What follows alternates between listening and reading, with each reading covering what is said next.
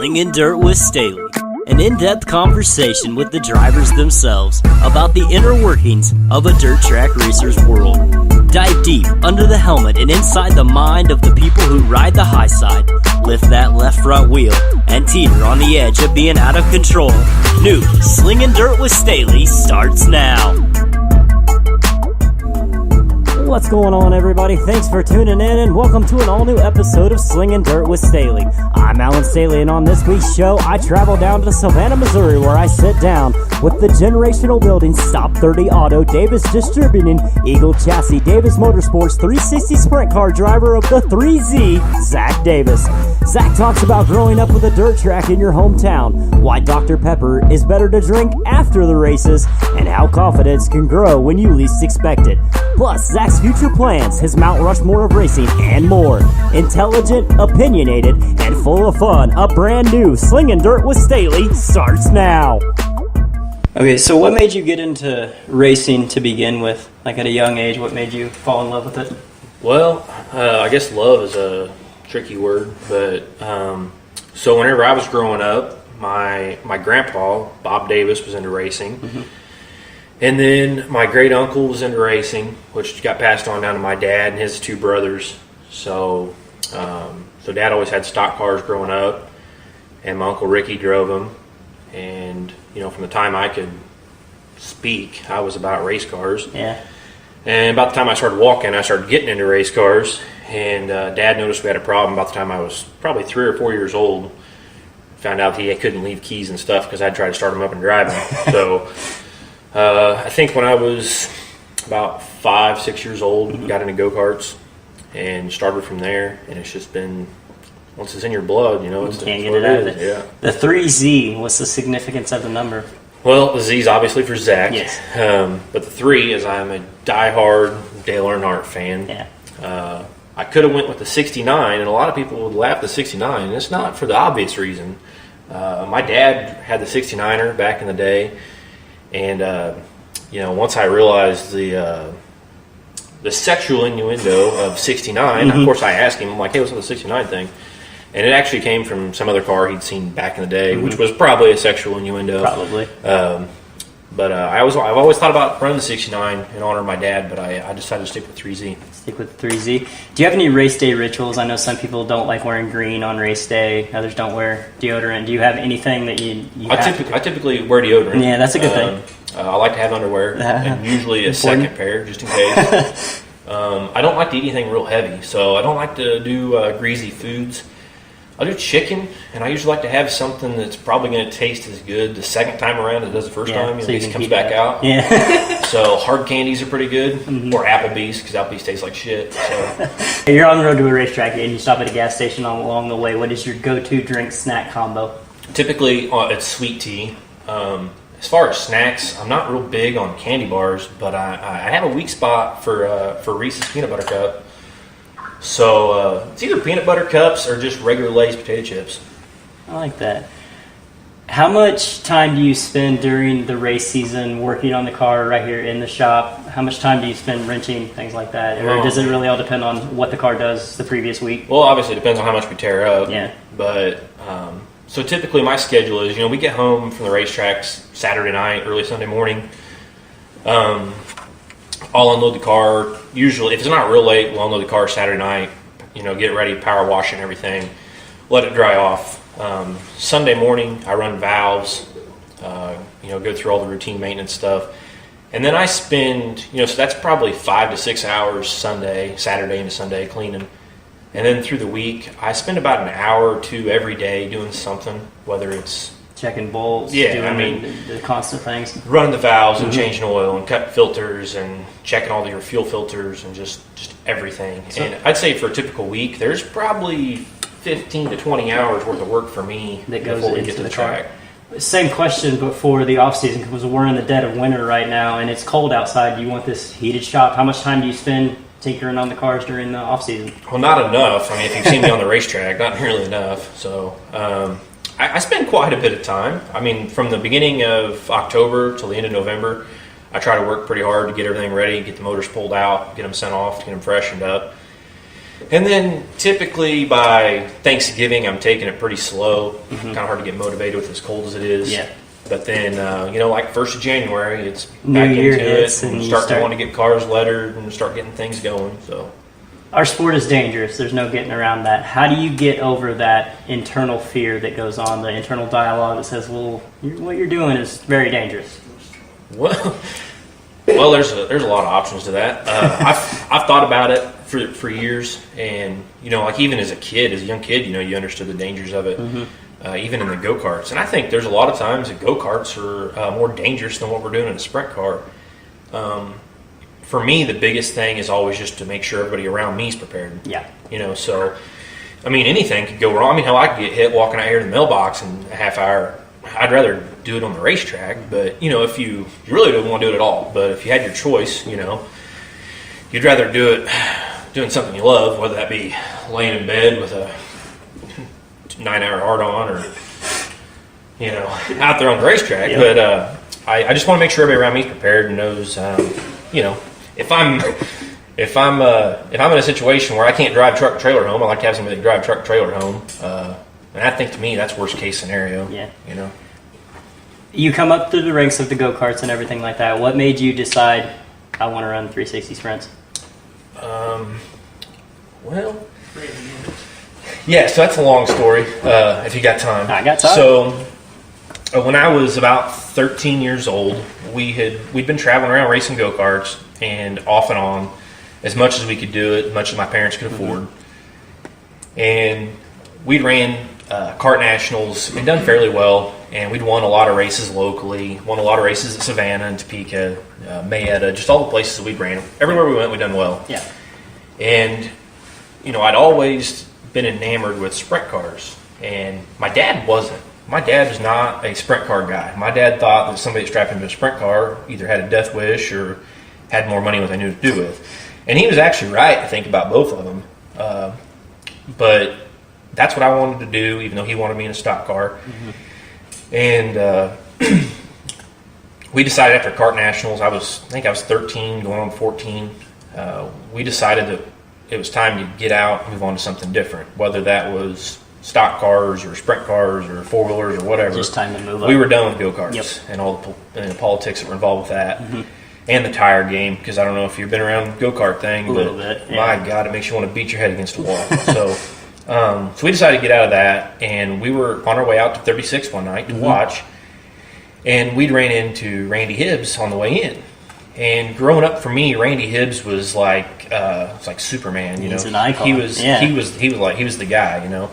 And so as a young child running around the pit area, like that was the guy I went to. I'd go up to him, as a little, I'd say scrawny, but I was never scrawny. I'd go up to him as this little fat rotund kid with rosy red cheeks, and I'd ask him for his autograph, And I was always hanging around the pit area with him and his wife, and just being probably a nuisance to him. So, flash forward, 10, 12 years, now he's in a situation where he's got to, he had an issue in his life where he needed to get out of racing for the time. And it just kind of all came together. And him and Dad got to talking, and myself, and we decided that we would come up with this game plan where, I'm too young to be in a sprint car, and I don't know anything about it, and Dad doesn't know anything about it. So, we'll go buy one of Randy's cars, and we will put Randy behind the wheel. And, Savannah was still open at the time. Right. So we put Randy behind the wheel and let Randy kind of show me the ropes and kind of teach me along the way. Well, by the time he kind of got through his trial period, showing me what to do and what not to do, Savannah up and closed. Yeah. So now I'm stuck with a 410 sprint car in Northwest Missouri with no place to race. No tracks around here, yeah. So I sold everything at that point in time, and it wasn't until I got out of high school and got into college that I decided that I wanted to get back into it. I never really got out of it. It was just that was the time where I could actually afford it. So that's when I started, pursued it then. But then it was just hit and miss over the years trying to race. And you kind of brought it up just right there. It was the time when you can afford it. Let's not gloss over that. It's a big financial strain on us. The sport is expensive. Sponsorships are necessary, but it's that weird conundrum of you need a sponsor to put a car on the track, but yet you need to put a car on the track to get a sponsor. For those that are trying to get going in the sport and trying to get racing in their career, how is the best way to gain a sponsor? Is there a clear-cut way to do it, or is it? I don't know. I'm looking for suggestions. You're looking for suggestions yourself? I mean, I think aside from selling drugs or whatever, I mean, I guess there's always sexual favors. Prostitution. Prostitution is always a choice. I've had a lot of solicitation offers myself, but I try to reserve that for special occasions. Yeah, right. So, I mean, honestly, a lot of people that I've approached about sponsorships, especially with the sprint car thing, they're not really interested in throwing a bunch of money or even a little bit of money at somebody that's not racing close to home. So that's been the biggest detriment to me is, when you're telling somebody, hey, I'm racing 3 hours away, they really don't give a shit how you do or whatever, because their business doesn't really, gain from that. So the few sponsors that I've got, they're people that I can do stuff for locally, whether it be a car show or a little promotion or whatever. Those things have worked out for me. But I don't have a lot, so my suggestion would be to either have really rich parents or a lot of talent. A lot of talent behind you. All right, let's get to the actual racing. There's 5 laps left. The racing is very close. The car's running good and getting better. Where do you want to be on the track to put that car in victory lane? Do you want the lead? Second? Well, I mean, unfortunately, we ain't been in that position a lot, but I mean, typically you would probably want to be running right on the back bumper of that guy leading it. And not showing him your nose, so that way you have the advantage, in the closing laps. You don't want to be a lap car, I'll tell you that. Been there a few times. I think the guy I've always thought, no matter what form of racing you're in, the guy that's running second always has the advantage. I think so, when you get into lap traffic or you get into the final laps, just because, we don't have rearview mirrors, we don't have spotters, this ain't NASCAR. Yep. So the guy running second usually has the upper hand, I think. Other drivers have referenced this before. You get behind the wheel, everything makes sense. There's a sense of clarity where you don't think, you just react. Can you kind of elaborate on that a little bit to what goes through your mind when you're sitting in the staging area right before you take the green flag? Well, typically for me, I have a lot of things going through my head because, I'm still trying to gain the confidence in myself and my car. But a lot of things that I'm thinking about are the changes that I made. Did I make the right changes? Did I make too many? Did I not make enough?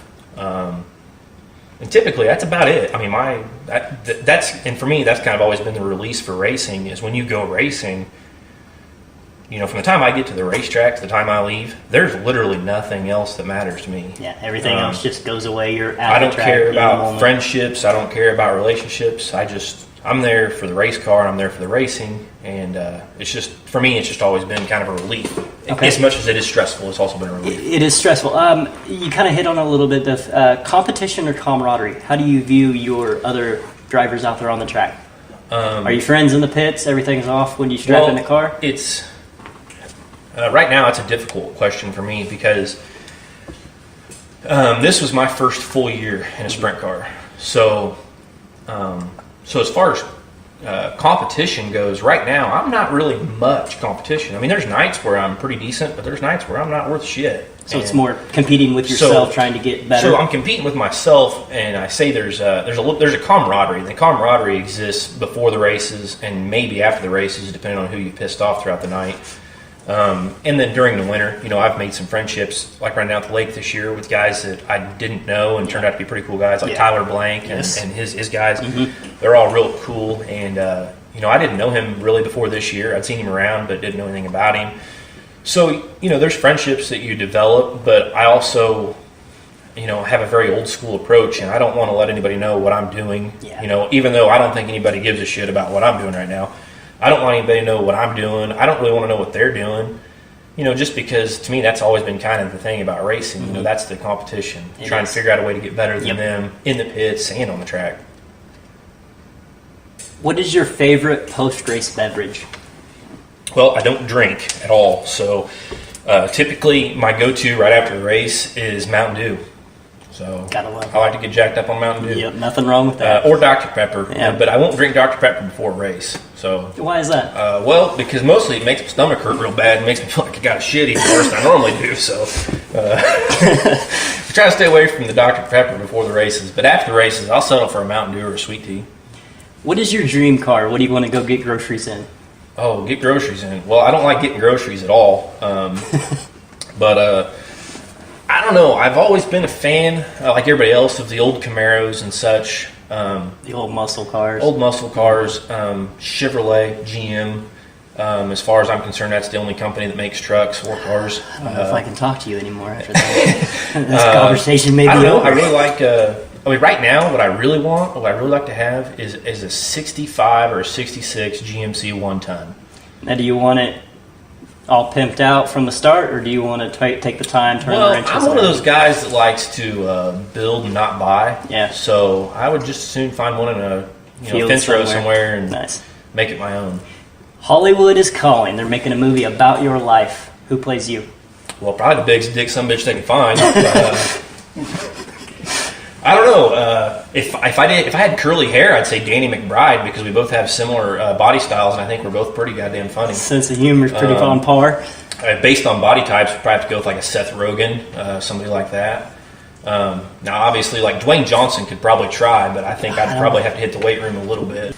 Is there anything in a car that you haven't done yet? I know that first win, you want to see that in a 360 sprint car. We'd love to see you on the Warrior Region pick up a win on that. Is there anything in a car that you want to do that you haven't been able to? Oh, yeah, a lot. I'd like to get more forward bite.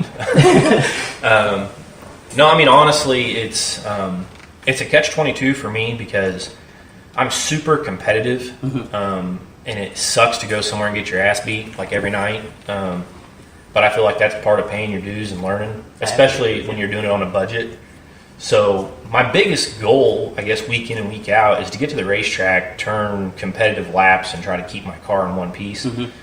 So after I build that confidence, which is hopefully what this year was building confidence. Hopefully after this year, I can go to the racetrack with a little bit more confidence and run better, and start winning races and run top 5, consistently. That's kind of my goal, and realistically, based on money, talent, all that stuff. If you can go and race regionally and run top 5 and get a few wins every year, you're probably doing really, really well. Doing better than, I'd say, about 90% of the the competition in this level. Competition in this region. Super. I mean, you got guys like with the Paulus that's coming up, and obviously Cornell and Randy Martin, Brian Brown. I mean, those guys are all dropping in and racing with us any chance they can get, and all those guys have come up through the ranks, and they're all really tough, and a lot of them have, everybody's got the same equipment nowadays. I mean, it's not like anybody's got anything that nobody else has, and the ones that do have really found a way to use it to their advantage. Well, this past season in the Warrior region, and even I seen a tremendous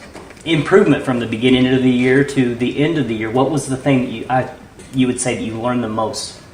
Well, the thing I learned the most is that I need to trust my car more. And the first 2 or 3 months of the season, I felt like I had pretty good trust in it. We got started, end of April, May.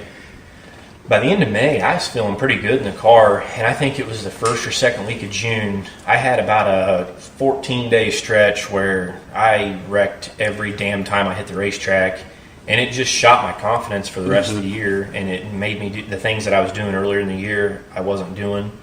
I wasn't taking chances at all and just trying to be a lot more conservative to get through the night because, man, the pocketbook was hurting, and when you stuff it in the fence and get upside down on a Saturday night, and you go home and put it together, and then you go do it again on a Friday night, and then you bust ass to get it back together to go racing Saturday, and then do it again Saturday night. Yeah. You start questioning yourself. But your confidence, I'd say, at the end of the year was higher than the beginning of the year, because if I remember right, there at the end of the year, Lake Ozark Speedway, you were you made the big show, right? Yeah, at the end of the year, I finished the season with the top 5, which was great. But from the middle on, I think I was running top 10 about every week, and I felt very competitive. And we went down to Wheatland and got our asses kicked, the Hockett deal. But that's big competition, right? But I started in the back of every heat race all week long, and lap time wise, I was right there with most everybody. I mean, there's a few guys that are obviously leaps and bounds ahead of everybody else, but. As far as local stuff, I was right there in the middle of all of it. It just, I think it's seat time, confidence, money. It's a lot of things that go into it. There's going to be a lot of changes going on in our region alone up here in Northwest Missouri. What is in store for the 3Z in 2018? Well, hopefully a lot more of what I had last year. I'm not 100%. I want to race down the lake as much as possible because I think that racetrack is. It's an amazing facility. It's easy on equipment for the most part, but it also, I believe, makes you into a little bit better driver because you have to run the fence at the lake to really be successful. And when you get to the point where you can run it on against the fence and and turn laps and be competitive at the lake, I think you can go about anywhere and be competitive just because of the style of the driving and the racetrack. So I'd like to race there as much as possible. Obviously, I haven't ran a full season of the Warrior stuff. I wouldn't mind doing that either, depending on how many races they've got, where they're at, and all that stuff. I really don't know. I know it'll be in a 360. So no chance of a 305 over at 36. There's I've got mixed feelings on the 305 thing, and my feelings are probably not mutual to most people. I believe the sport. And this is just my opinion, but I believe the sport is watered down. I believe that we don't need 3 classes of modifieds. We don't need 2 or 3 classes of sprint cars. We don't need 2 or 3 classes of stock cars. Growing up for me, with Savannah in my backyard, we had stock cars, we had modifieds, and we had a late model or charger class. And then you had what they would call the outlaw sprints. Right. And it was open. It was a 360, 305, 410, whatever you could get in that car and bring to the racetrack. That's what you ran. And I'm not saying the competition was as high then as it is now, but it felt like the fans were more passionate. You're getting more bang for your buck, basically. Yeah, I mean, as a fan, you go to the racetrack and you go, that's a stock car, and that's the class that my buddy runs. Now you go to the track and you're like, well, that's... I mean, when I go to the racetrack now, like at the lake, I'll be standing there and staging. I'll be leaning up against forward, and I'll look across and be like, what the hell is this? Like, is this... I know that's a modified, but, like, is it an A mod? Is it a B mod? Is it an E mod? Is it a kid mod? Is it a Z mod? Like, I don't know. Yeah, there's just so many options out there. I kind of agree with that. There's almost a watering down of so many different classes that you really don't. And, so this is my take as an owner, driver, fan.